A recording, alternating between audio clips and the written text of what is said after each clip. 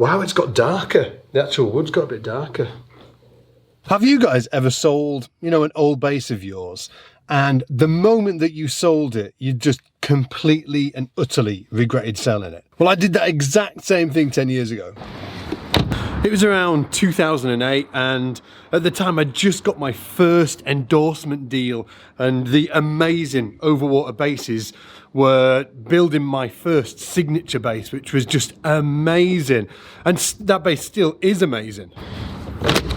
Chris and the guys at Overwater absolutely killed it making that bass. In fact, here is the little bad boy now. It's a beast of a bass. Beast of a bass. It's just the Federa had something that I've never been able to find in any other bass. And that's including other Federas. It was just a really unique bass, and I've just kicked myself ever since I've sold it. The other really cool thing about that bass is, wait a minute, come here, is that we just got a ton of history together. You know, I did this sort of like crazy, intense studying period out in New York where I got to study with guys like the late, great Jeff Andrews, Brad Shepik, Adam Rogers, Schooley Sverrisson. My all-time biggest, greatest influence of my bass playing is a guy called Schooley Sverrisson. I can remember sitting on his floor. He had his Kerbo, I had the Federa. We played. It was just like all of these memories wrapped up in that bass. And then also that bass was the bass that I used to haul out to Barcelona every single month and go study with Gary Willis as well. So we've just we are connected. And for the last, honestly, ever since I sold it, for the last at least 10 years, I've always been searching for that bass, always keeping an eye out, because I just thought if I ever get the opportunity to get it back, I'm just going to grab that opportunity with both hands. And last week, I found it for sale on a forum, and it's getting delivered today.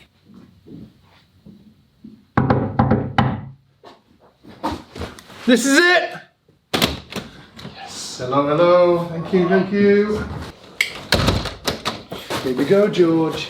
Here we go, George. I don't know if George is as happy as I am about this. What do you think? But I cannot believe that I've finally got this bass back. I'm kind of hoping that it's not dented and gigged to bits. I should also say as well, there's no evidence of me playing this online anywhere, because I uploaded my first YouTube video 10 years ago. In fact, the first YouTube video I ever uploaded was of me doing a clinic down somewhere in the UK, and if you check it out online, I'll put a little clip here, maybe when I'm talking, and if you check it out, I'm actually playing with the plectrum. The reason I'm playing with the plectrum in that video, the first video I ever uploaded onto YouTube, is that I was repairing a washing machine the day before and literally nearly chopped the tip of my finger off while I was, repairing it. So watch out, kids.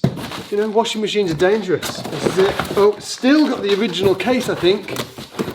It is the original case, and still nobody's done the. It's a Federa, not a Gibson, then. Yeah, it's not a Gibson. Wow. Oh, yeah, heavy as I remember. So yeah, so this is I think it was made in 2005. I originally bought it second hand, and it was in mint condition when I bought it. And yeah, in 2000. No, I didn't get it in 2005. I don't know when I bought it. Anyway, 12 years ago, something like that. 13 years ago. Wow, it's got darker. The actual wood's got a bit darker. Check that out. There she blows. Oof. Wow, it is mint. It is absolutely mint. Let's plug it in.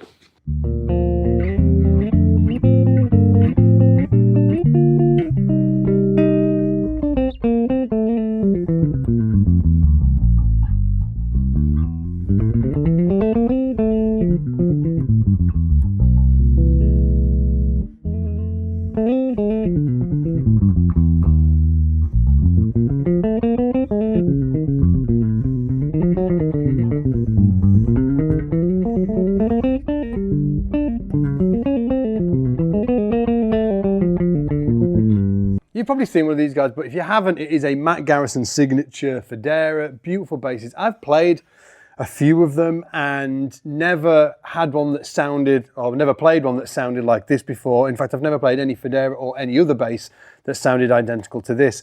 And what was really drew me to this bass was the sound of the neck pickup is amazing. I don't think it's just the neck pickup, so don't run out and buy one of these neck pickups. I believe that a bass sounds like it does because of the, you know, because it's the sum of all of its parts, okay? It's the neck wood, the fingerboard wood, the body wood, the pickups, etc., etc. It's everything, but not only that, it's that specific piece of wood, because wood is not a consistent material. It's not any piece of wood is going to sound like this. It's just this piece of wood happens to sound like this. Just for instance, I'm just going to put this on the neck, everything on the neck pickup. In fact, I think everything that you just heard was everything on the neck pickup, but it just sounds really meaty. And if I sound like crap playing this, by the way, it's because it's got this ramp here, if you're wondering. I'm going to talk through the different parts of the bass in 1 second, but this here is not a pickup, that is a ramp. And what it does is it means that there's less string for you to get your finger around when you're playing, which makes you more efficient.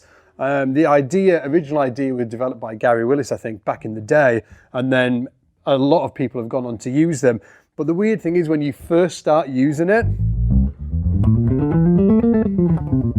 it just feels really weird. So I'm kind of stumbling around on this bass at the minute. So I do apologize if I sound like a bit of a dog on it. But anyway, here's the neck pickup. Check it out.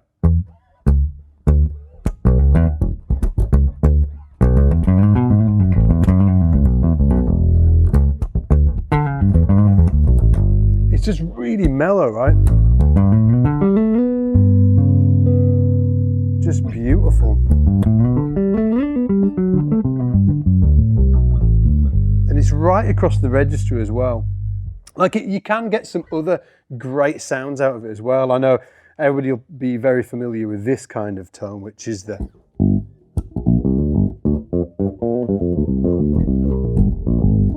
the shred tone.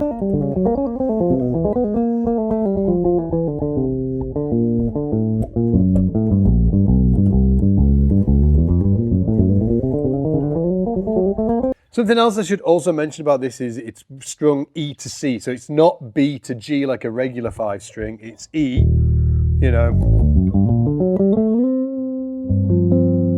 to that high C there, which is great for when you're playing, chords. Just really makes it sing out. And especially like something about this bass is like, it's just got a really clear voicing. It's really, you can hear every single nuance of the notes in there. The woods it's got an olive top, it's got a walnut back, and I think this is ash here. So walnut back, ash tone block, or whatever they call it. It's got an ash neck, and the neck's really unique because it is really thin front to back, like it's... another thing to point out is that it's actually 33-inch scale. So an average bass, like a J bass or a P bass or something like that, it's going to be 34-inch. Some basses are 35-inch. This is 33. So it's not hugely, you can't feel it straight away, but it's definitely, it does feel a tiny, tiny bit smaller. Now, the next thing I want to point out is all of this gubbins here looks complicated, but it's actually simple. And that coming from me, I'm always scared of crap like this. So it's just a volume and a tone, okay, volume and tone. Here is your pan. So if you've got it all the way this way, all the way that way, it's as you'd expect it.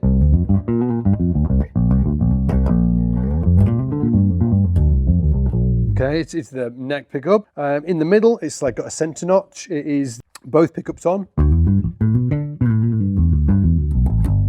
And then all the way to the back is the, well, you got it, the back pickup.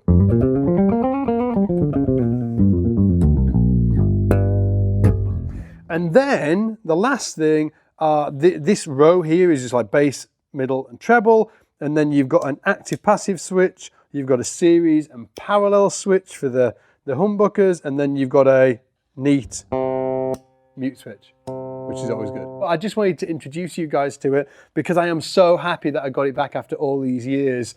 If you see me using this in some videos coming up in the future, you'll know the story behind it and how romantically attached we are. If you guys have got any stories like this of your own, especially like bases that you sold and you wish you hadn't, let me know in the comments. We can all have a confessional in the comments about, oh, I sold this base and I shouldn't have. Anyway, thanks for watching, guys. As always, I'll obviously see you in the shed where I'll be with this bad boy. And, you know, if you've not subscribed to the channel, make sure you do so. Hit that like button below as well. And you'll get notified next time I release one of these videos. Take it easy.